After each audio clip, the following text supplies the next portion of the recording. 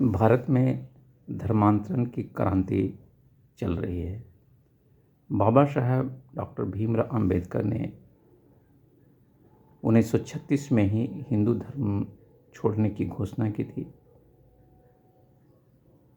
और उसके बाद 20 वर्षों तक वह विभिन्न धर्मों का अध्ययन करते रहे। न वो मुसलमान हो सके, न ईसाई हो सके और न सिख हो सके। बाबा साहब ने 1956 में हिंदू धर्म छोड़कर बौद्ध धर्म की दीक्षा ली और इसके साथ ही धर्म परिवर्तन की क्रांति पूरे भारत में देखी जाने लगी। बाबा साहब के साथ ही लाखों लोगों ने धर्मांतरण किया था और बाबा साहब का जो योजना थी कि नागपुर में दीक्षा लेने के बाद पूरे देश में घूम घूम करके धर्मांतरण के लिए ज़मीन तैयार करना है, लोगों को बौद्ध धर्म में दीक्षित करके भारत को बौद्धमय राष्ट्र बनाना है।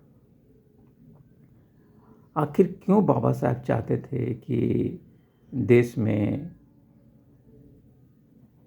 की बहुसंख्यक जनता बौद्ध हो जाए? उसके पीछे बाबा साहब की सोच थी कि ये जाति व्यवस्था के कारण देश की बहुसंख्यक जनता का विकास नहीं हो रहा है और इस जाति व्यवस्था को तोड़ने का, मिटाने का एकमात्र माध्यम है धर्मांतरण। इस देश में हजारों सालों से सनातन परंपरा रही है और हजारों सालों से बौद्ध परंपरा भी रही है। लेकिन आदि गुरु शंकराचार्य के नेतृत्व में बौद्ध धर्म का जो क्षति हुई उसकी भरपाई आने वाले 1000 वर्षों में नहीं की जा सकती। ब्राह्मणों ने बौद्ध धर्म को सत्यानाश कर दिया। सत्यानाश करने के लिए न केवल बौद्ध विहारों, बौद्ध मठों को तोड़ दिया गया, बुद्ध की प्रतिमाओं को क्षतिग्रस्त कर दिया गया, बुद्ध के प्रतिमाओं का रूपांतरण कर दिया गया, हिंदी देवी देवताओं में बदल दिया गया, उनके पूजा स्थलों पर बलात् कब्जा कर लिया गया, मठों को धर्मपीठ में बदल दिया गया। यह प्रक्रिया कोई एक दिन में नहीं हुआ। यह प्रक्रिया लंबे समय तक चलते रहा। बावजूद इसके इस देश में धर्मांतरण नहीं रुका। जब ईसाई मिशनरियां अंग्रेजों के साथ भारत आई तो बड़ी संख्या में देश की दलित पिछड़ी जातियां ईसाई हो गए। उससे पहले इस देश में जब अरब से देशों से मुसलमान आए अपने साथ इस्लाम की समानता लेकर, भाईचारा लेकर,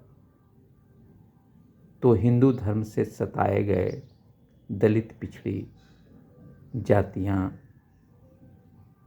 मुसलमान हो गई। बाबा साहब ने दलित होने का दर्द सहा और बाबा साहब भी अपने लाखों अनुयायियों के साथ बौद्ध हो गए। यह धर्मांतरण आज भी रुकी नहीं है। दलितों पिछड़ों पर ब्राह्मणी जुर्म आज भी कम नहीं हुआ है। पूर्व राष्ट्रपति राम गोविंद कोविंद की बात लेते हैं उनको मंदिर की सीढ़ियों पर पूजा करने के लिए बाध्य किया जाता है। मंदिर में प्रवेश नहीं दिया जाता है। क्यों? जिस राष्ट्रपति के लिए की सुरक्षा के लिए देश की अच्छी से अच्छी सुरक्षा एजेंसियां लगी हुई है, उनकी गाड़ी के काफिला गुजरने से पहले ही देश की ट्रैफिक व्यवस्था थम जाती है। उस देश का राष्ट्रपति के लिए मंदिर का दरवाजा नहीं खुलता है। कितनी शर्म की बात है। धर्मांतरण से होता क्या है? भगवान रजनीश ओशो को, जो भारत ही नहीं विश्व का सबसे बड़ा दार्शनिक होने का खिताब है, रजनीश अपने एक गुजराती मित्र के घर जाते हैं और उनकी 3 पीढ़ियों का अध्ययन करते हैं। उनके गुजराती मित्र के पिता भीख मांगने का काम करते थे, भीख मांगे थे। वो ईसाई धर्म स्वीकार करते हैं। जब रजनीश अपने गुजराती मित्र के घर जाते हैं उनके बुलावे पर, तब गुजराती मित्र के पिता की मृत्यु हो गई होती है। वहाँ उनकी 90 साल की माँ मिलती है, गुजराती मित्र की पत्नी मिलती है और उनकी अमेरिका से शिक्षित बेटी और अमेरिकी दामाद मिलता है। ईसाई धर्म स्वीकार करने के बाद ओशो के जो गुजराती मित्र हैं, ईसाई मिशनरियाँ उन्हें पढ़ने के लिए अमेरिका भेजती है, यानी विदेश भेजती है। वहाँ वह विदेशी महिला से शादी करते हैं और एक सुंदर सी युवती को जन्म देते हैं। गुजराती मित्र ओशो के अपनी बेटी को पढ़ने के लिए अमेरिका भेजते हैं। बेटी वहीं से पीएचडी करके लौटती है, साथ में एक अमेरिकी दामाद भी लाती है। ये 3 पीढ़ियों में जो धर्मांतरण के बाद जो परिवर्तन आया, उसे देखना, सुनना, समझना चाहते हैं तो रजनीश को सुनना होगा, समझना होगा। हम चलते हैं नागपुर, जहां बाबा साहब ने 1956 में दीक्षा ली थी। आज नागपुर शहर में यदि 10 डॉक्टर, इंजीनियर की बात करते हैं तो उसमें 8 बौद्ध हैं। यह क्रांति कैसे हुई? एकाएक हाशिए पर जिंदगी गुजर बसर करने वाली दलित पिछड़ी जातियां, जिसे पानी पीने का भी अधिकार नहीं था सार्वजनिक कुओं और तालाबों से, वो जातियां आखिर एकाएक इतनी बड़ी कैसे हो गई? कैसे सामाजिक बदलाव हुआ? कैसे उनके साथ बराबरी का व्यवहार करने लगी हिंदू जातियां?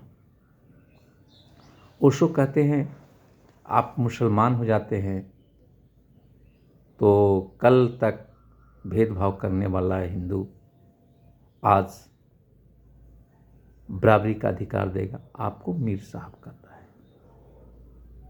आप ईसाई धर्म स्वीकार करते हैं, कल से आप हिंदुओं के सबके दोस्त हो जाएंगे। कैसे? भारत में अभी भी धार्मिक क्रांति चल रही है। रोज़ ईसाई मिशनरियों द्वारा दलित पिछड़ी जाति के लोगों को का धर्मांतरण कराया जा रहा है और यह रुकने वाली नहीं है।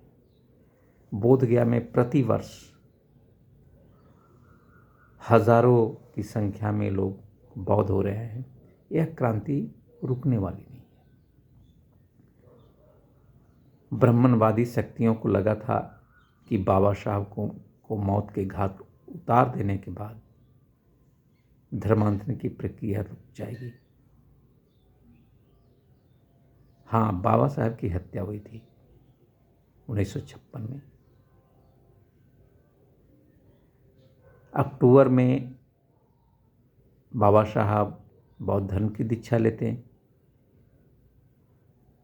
और उसके बाद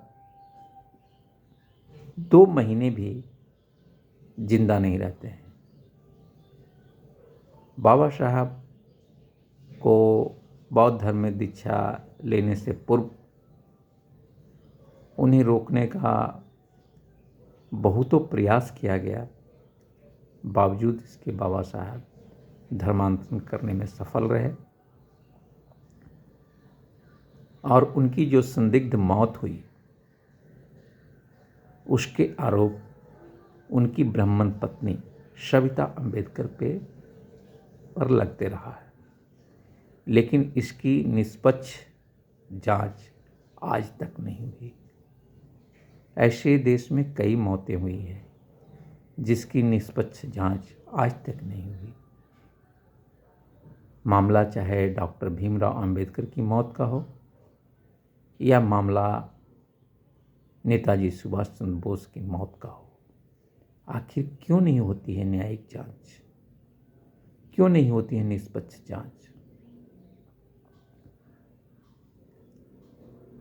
मध्य प्रदेश में एक आईएएस हैं, दलित हैं, संतोष वर्मा। वो कहते हैं कि दलितों को सिविल जज बनने से हाई कोर्ट रोक रही है। सुनने में थोड़ा अटपटा लगता है, सामान्य लोग इसको समझ भी नहीं पाते हैं। आईएएस वर्मा कहते हैं कि ब्राह्मण जब तक अपनी बेटियां दलित बेटों को दान नहीं करने लगे तब तक आरक्षण चाहिए। आखिर इसमें संतोष वर्मा गलत क्या बोलते हैं? आप देखते हैं कि कई भाजपा के बड़े नेता की बेटियां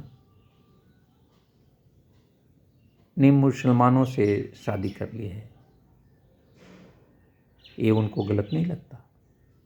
और संतोष वर्मा जब खुले मंच से ब्राह्मणों को कहते हैं कि जब तक बेटियां ब्राह्मण दान नहीं करने लगे तब तक आरक्षण चाहिए। रामविलास पासवान संसद में कहते थे कि पत्थरों पर दूध चढ़ाए जाने तक आरक्षण चाहिए। इसमें गलत क्या है? क्या ब्राह्मणों को आरक्षण नहीं मिला हुआ? उन्हें तो हजारों वर्षों से धार्मिक आरक्षण प्राप्त है। मनुस्मृति उनका आरक्षण आधारित ग्रंथ है जिसके आधार पर वो न्याय व्यवस्था चलाना चाहते हैं। इसलिए तो अंबेडकर द्वारा लिखित भारतीय संविधान का आरएसएस विरोध करती है। ये आईएएस संतोष वर्मा जैसे लोग यदि धर्मांतरण कर लें तो क्या ये फिर से उनके साथ भेदभाव बरतने के